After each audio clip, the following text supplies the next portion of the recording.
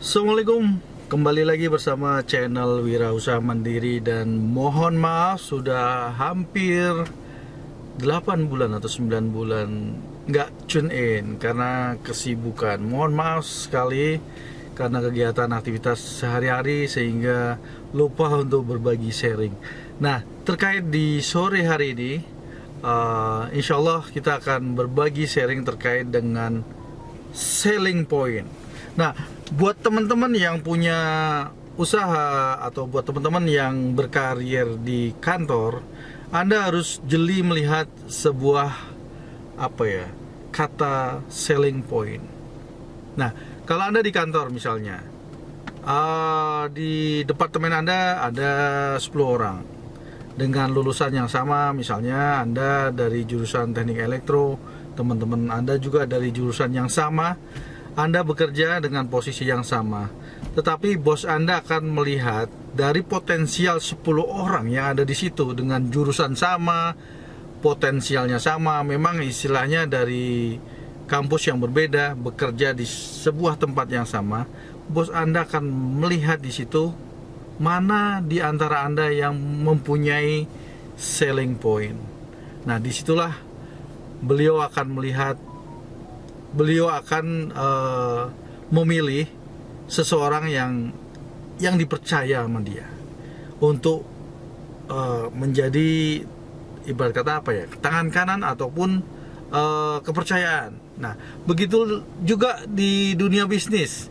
Kalau Anda membuka sebuah usaha katakanlah percetakan, nah, seorang customer atau sebagai pelanggan jasa produk Anda akan dipilih apabila Anda punya selling point. Banyak nih di jajaran usaha kan banyak sekali ya, deretan percetakan sama itu pasti akan dipilih mana yang terbaik dari sisi cost, terbaik dari sisi kualitas, terbaik dari sisi pelayanan. Itu namanya selling point. Nah, begitu juga dengan kita nih. Kita mempunyai bisnis, saya buka usaha gorengan, tahu goreng, tempe goreng, pisang goreng. Nah, di sebelah kiri kanan juga ada usaha yang sama.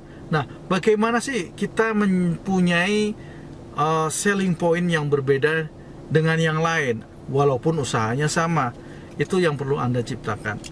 Jadi di dalam segala kehidupan ya, baik di sisi karier, usaha, itu Anda harus mempunyai selling point. Nah, begitu juga di dunia pendidikan. Anda menjadi seorang dosen, banyak doktor-doktor yang ada, S3 yang ada, tapi disitulah yang dinilai selling pointnya gitu. Anda punya benefit apa di antara profesi doktor S3 yang banyak sekali gitu. S2 pun sama gitu.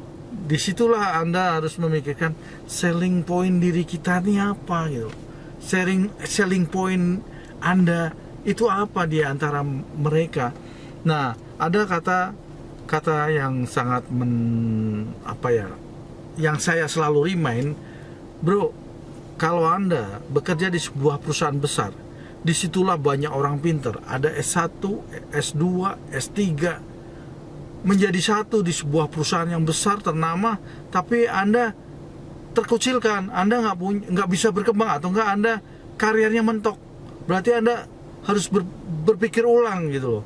Berpikir ulang dalam artian, kok saya bekerja bertahun-tahun nggak ada improvement, karir, nggak ada improvement jabatan, apalagi nggak ada improvement gaji per bulan.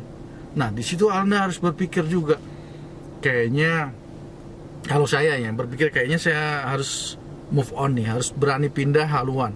Saya bekerja di perusahaan yang nggak terlalu besar, tetapi value kita dihargai, skill kita dihargai.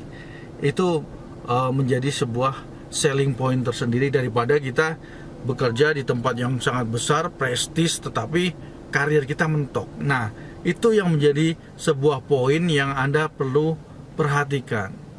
Nah, ada yang seseorang bilang ke saya juga, mendingan menjadi tuan rumah di negeri sendiri. Nah, itu penting juga, selling point. Nah, di dalam dunia sekarang, dunia yang globalisasi, banyak orang asing juga bekerja di negara kita. Kita harus punya selling point tersendiri. Mereka oke lah jago-jago ya, lulusan dari universitas ternama, internasional, bahasa Inggrisnya bagus, skillnya bagus. Tetapi kan kita harus punya bersaing dengan mereka, artinya dalam artian bersaing sehat. Kita di negara sendiri, kita harus tahu kultur budaya project di sini gimana, bekerja di negara sendiri harus punya value seperti apa, bersaing dengan orang-orang asing. Itu yang Anda perlu pikirkan, dalam artian Anda harus punya selling point. Kembali lagi ke selling point. Begitu juga dengan usaha. Usaha pun Anda harus berpikir, berkreatif, bagaimana Anda punya usaha yang punya selling point di antara yang lain, walaupun jenis usahanya Anda sama gitu loh. Itulah yang perlu saya tekankan di dalam sore hari ini, bagaimana kita harus punya berpikir dan berkreatif, punya selling point selain branding.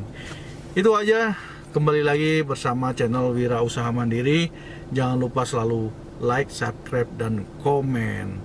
Wassalamualaikum warahmatullahi wabarakatuh.